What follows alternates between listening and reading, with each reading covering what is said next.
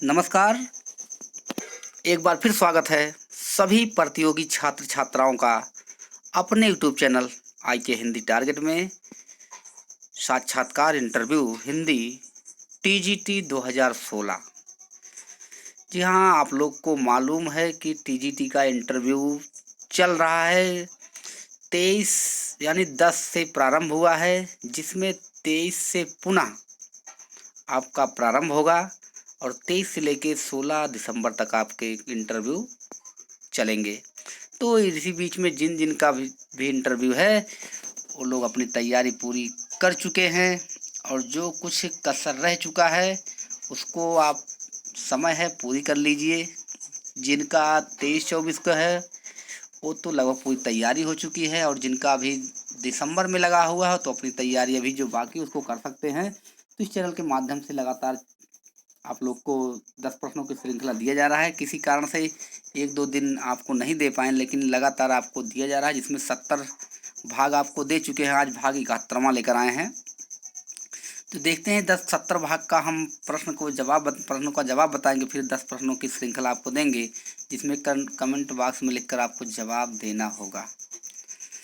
जी हाँ, आपको बता दें कि जो 23 को पूछे जाएंगे, तो कौन कौन से प्रश्न पूछे गए हैं उसको हम आपको देखते हैं कौन कौन से प्रश्न हैं। तो चलते हैं सीधे हम प्रश्नों की तरफ। तो चैनल को सब्सक्राइब अवश्य कर लें, लाइक कर दें, बेल आइकन को भी दबा दें, ताकि आने वाले सारे नोटिफिकेशन आपको मिलते रहें। और ग्रुप में आप शेयर भी करते रहिए, ताकि सभी भाइयों का इससे लाभ हो सके। तो आप दूसरों का भला चाहेंगे तो आपका भला अवश्य होगा, और आपका भला इसी में हो जाएगा। तो बस आप धैर्य बनाए रहिए। समय आपके जो है वो दिन आने वाले हैं। बस कुछ ही समय बचे हुए हैं। खुशियों की बहार जल्द ही आपके कदमों में होगी। तो चलिए प्रश्नों की तरफ चलते हैं। पहले प्रश्न क्या है? प्रश्न यहीं से पहला प्रश्न है, अष्टछाप में पिता पुत्र की जोड़ी कौन सी है?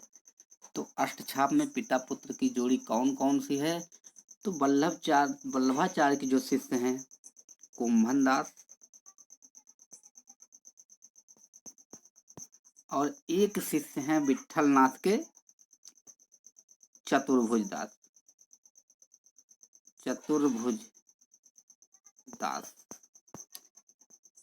कुंभन दास पिता हैं, चतुर्भुज दास पुत्र हैं। तो ये पिता पुत्र की जोड़ी से जाने जाते हैं। ठीक है। अगला प्रश्न है, अष्टछाप में कौन कवि पहले राम भक्ति और बाद में कृष्ण भक्ति हुए? तो अष्टछाप में जो पहले कवि ऐसे हैं वो हैं नंददास। नंददास पहले राम भक्त थे, लेकिन बाद में ये हो गए कृष्ण भक्त। ऐसा माना जाता है कि चंद श्रुतियों के अनुसार ये तुलसीदास के छोटे भाई, कहीं कहीं मिलता है किसी के अनुसार। तो अगर तुलसी राम भक्त थे तो ये भी पहले राम भक्त ही थे, लेकिन बाद में कृष्ण भक्त हो गए, और ये विट्ठल नाथ के शिष्य परंपरा में आते हैं। अष्टछाप की स्थापना आपको बता दिया गया है, 1565 में हुआ है, जिसमें 4 वल्लभाचार्य के, 4 विट्ठल नाथ के। आपको एक प्रश्न नहीं हम और क्लियर कर देते हैं। अगर आपसे पूछा जाए, कुछ भी पूछा जा रहा है तो आपसे पूछा जाए कि वल्लभाचार्य के शिष्यों की संख्या कितनी है, अगर पूछा जाए वल्लभाचार्य के शिष्यों की संख्या, तो आपको 84 बताना है।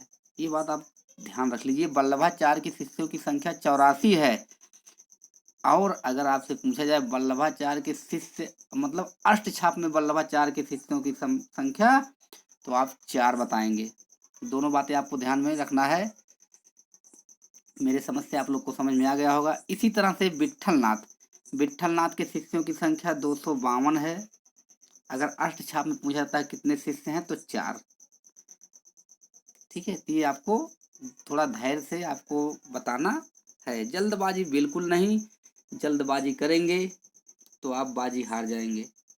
इतनी बात आपको ध्यान रखना है। जल्दबाजी किए तो बाजी हार जाएंगे, क्योंकि वहाँ आपके धैर्य की परीक्षा ही होगी, और आपके वहाँ का जो हाव भाव उसी को देख के वहाँ नंबर दिया जाएगा। एक प्रश्न कम बताएंगे चल जाएगा, लेकिन आप अगर जल्दबाजी में सब गड़बड़ कर दिए तो बिल्कुल नहीं चलेगा। बस यही उद्देश्य है। अगला प्रश्न आप लोग को बता दें कि जो 23 को होने वाला है प्रश्न, जो 23 को आपका इंटरव्यू होगा, हो सकता है हम आपको 21-22 को कुछ संभावित प्रश्न देंगे ताकि वो आप तैयार करके जाइए, उसी तरह से आपको हो सकता है उसमें से कुछ मिलता जुलता रहे। इतना प्रश्न हम बता दिए कि आपको तैयार करने की ज़रूरत भी नहीं है, इसी में से आपसे घुमा फिरा के पूछा जा रहा है। आपसे पूछ लिया गया तुलसीदास रामचरितमानस कितने लिखा है, कितने कांड हैं, कितने वक्ता हैं, कितने श्रोता हैं, तो ये जरूरी नहीं है कि फिर आपसे कल नहीं पूछा जाएगा, फिर वही प्रश्न पूछेंगे। वो प्रश्न कहीं से बना के थोड़ी लाएंगे, वही घुमा घुमा के आपसे प्रश्न पूछेंगे। ये नहीं कि वो अगला पूछ के निकले कि तुलसीदास के बारे में अब तो पूछ लिए हैं, अब मुझसे नहीं पूछेंगे। अरे भाई, आपसे भी वही प्रश्न पूछेंगे, जो अगलवा जाएगा उनसे पूछे जाएंगे। दिन भर में 50 बार तुलसीदास आएंगे, 50 बार कबीरदास, 50 बार गोदान और 50 बार ये आपके सूरदास जैसे ही आते रहेंगे। ठीक है, तो प्रश्न, सब प्रश्न एकदम समझ लीजिए कि वहाँ मोस्ट है, सभी प्रश्नों को तैयार करना है। बस उसको कैसे आप व्याख्या करेंगे, बस वही आप थोड़ा तैयारी में लगे रहिए। कितना भी आप तैयार करे रहेंगे, जब वहाँ जाके बैठेंगे सामने, तो सबसे बड़ी समस्या ये होती है कि आप शुरू नहीं कर पाते कि हम शुरू कहाँ से करें, शब्द क्या शुरू करें कि ताकि वो हमको उसकी विशेषता बता सके, उसकी परिभाषा बता सके। तो शुरू करना सीखिए, शुरू कैसे करना है। अगला प्रश्न है, बुंदेलखंड का चंद्रबरदाई किसे कहा जाता है? जी हाँ, बुंदेलखंड का चंद्रबरदाई किसे कहा जाता है? तो बुंदेलखंड का चंद्रबरदाई वृंदावन लाल वर्मा, इन्हीं को बुंदेलखंड का चंद्रबरदाई कहा जाता है। उपनाम में भी आप एक बार देख लीजिए, जितने भी उपनाम हैं सबको देख लीजिए। चंद्रबरदाई किसे कहा जाता है? प्राकृत अपभ्रंश का वाल्मीकि, प्राकृतिक का वाल्मीकि, ये सब किसको कहा जाता है? अभिनव जयदेव किसे कहा जाता है? मैथिल कोकिल किसे कहा जाता है? ब्रज कोकिल किसे कहा जाता है? स्वर कोकिल किसे कहा जाता है? सभी प्रश्नों को आप देख कर जाइए। देवनागरी लिपि में कौन कौन सी भाषाएं लिखी जाती हैं? तो आप जानते हैं कई भाषाएं हैं। इसमें देख लीजिए, आपके हैं सबसे पहले जिसको है वैदिक हिंदी, संस्कृत, नेपाली, मराठी इत्यादि। ये सब 3-4 आप बता दें, काम हो जाएगा। हिंदी, संस्कृत, नेपाली, मराठी, ये सब आपके देवनागरी लिपि में लिखे जाते हैं।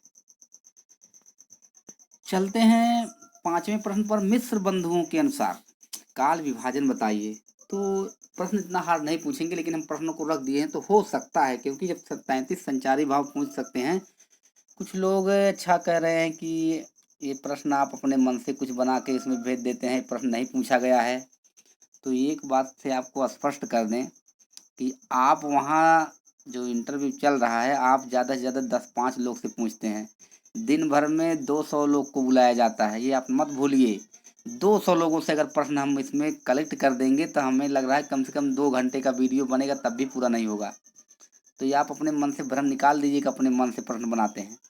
ठीक है, तो 200 लोगों से आप नहीं पूछ पाएंगे। आप 2-4 से पूछेंगे तो आप कह रहे हैं कि आप अपने मन से प्रश्न बनाते हैं, तो ऐसी कोई बात नहीं है। अपने मन से नहीं, इसमें पूछ के बनाया जाता है, फ़ोन से वार्तालाप करके बनाया जाता है, व्हाट्सएप के माध्यम से। ठीक है, इस माध्यम से बनाया जाता है। अपने माध्यम से बना के हम क्या करेंगे? ठीक है, तो अगर आप मान लीजिए अपने मन से भी बनाते हैं तो आपका उसमें हिंदी का ही बना है, इंग्लिश का नहीं बना है कि नहीं आएगा। तो ये सब भ्रम निकाल लीजिए। आप ज़्यादा से ज़्यादा 5 लोगों से पूछ सकते हैं, 10 लोगों से, 20 लोगों से, लेकिन आप वहाँ 9 बजे से लेके 5 बजे तक सबसे नहीं पूछ सकते। 200 लोग निकलेंगे, कितने लोग से आपसे पूछेंगे? भैया आपको बताओ, भैया आपको बताओ, बहनी आपको बताओ, सबसे पूछ पाएंगे? कुछ लोग को तो आप देख के डर जाएंगे, इनसे पूछें कि ना पूछें, अभी कुछ बोलेंगे। और सभी लोग प्रश्नों का जवाब जो आते हैं, सभी लोग उसको मत घेरिए कि क्या पूछा क्या पूछा, कोई नहीं आपसे वही पूछा जाएगा। आप लोग वहाँ जाके बिल्कुल एकदम परेशान मत होइए। आप अपनी तैयारी करिए, जो हमसे पूछेंगे उसको हम बताएंगे, उनसे जो पूछा गया ठीक है तो आपको खुद वही से भड़का देंगे। अगला प्रश्न, मिस्र बंधुओं के अनुसार काल विभाजन बताइए। तो मिस्र बंधुओं के अनुसार काल विभाजन बताइए। तो इन्होंने प्रारंभिक काल 4 भागों में बांटा है, 5 भागों में कर दिया है। आदिकाल को प्रारंभिक काल कहा है, उसमें 2 भाग, पूर्व प्रारंभिक, उत्तर प्रारंभिक। भक्ति काल को माध्यमिक काल कहा है या मध्यमकाल। पूर्व मध्यकाल, प्रौढ़ मध्यकाल यानी पूर्व और उत्तर। अलंकृत काल कहे हैं रीत काल को, पूर्वालंकृत, उत्तरालंकृत कहे हैं। और फिर इसके बाद आधुनिक काल को दो भागों कर दिए, एक परिवर्तन काल और एक वर्तमान काल। तो इसमें प्रारंभिक काल जो पूर्व प्रारंभिक काल है इसका 700 से, हम आपको थोड़ा बता देते हैं। इसमें पूर्व प्रारंभिक 700 से माने हैं 1343, 700 से 1343। और पूर्व प्रारंभिक में उत्तर प्रारंभिक काल यही पीछे वाला उठा के 1344 को कर देना है और यहाँ कर देना है 1444, ये माने हैं। फिर आपका मध्यकाल का समय जो है, मध्यकाल के क्या माने हैं, वही 1445 से 1560, 1560। फिर यही 1561 कर देना है, 1561 से 1680 कर देना है, ये मध्यकाल का हो गया। रीत काल का क्या हो जाएगा, रीत काल का आपका हो जाएगा 1681 से 1790, 1790। और उत्तरालंकृत का हो जाएगा 1791 से 1889। इसके बाद आपका आता है परिवर्तन काल जिसका है 1890 से 1924, कहीं मिलता है कहीं 25 मिलता है। और जो वर्तमान काल है इसका 1926 से अब तक, ये माने हैं। तो आपको थोड़ा इसको याद कर लीजिए, पूछ सकते हैं प्रारंभ, अच्छा अलंकृत काल का समय क्या है उसको बता दीजिए मिश्र बंधु के अनुसार, ठीक है। आलवार भक्तों की संख्या एवं नाम बताइए। तो आलवार में देख लीजिए, आपको नाम बताना है तो आपको याद कर लेना है, संस्कृत नाम याद करेंगे तो आपको याद रहेगा। संख्या 12 है। तो हम आपको बता दे रहे हैं, सर्वयोगिन, भूत योगिन, महायोगिन या भ्रांत योगिन, भक्तिसार, षटकोपाचार्य, मधुकर कवि, कुलशेखर, विष्णु चरित, गोदा, भक्तार गिरेणु, भक्तार गिरेणु, घिरेणु, योगी वाहन, परकाल, ये आपके संस्कृत नाम है, इसको आप याद कर लीजिए। अगर तमिल पूछते हैं तो मयग्गो आलवार, भूतंता आलवार, पैया आलवार, नम्मा आलवार, नम्मा आलवार, नमना आलवार, नम्मा आलवार, मधुकर कवि आलवार, कुलशेखर आलवार, पैरव आलवार, आंडाल आलवार, तोडर डिपोडो आलवार, तिरुप्पान आलवार, तिरुमंगई आलवार, ये आपके 12 हैं।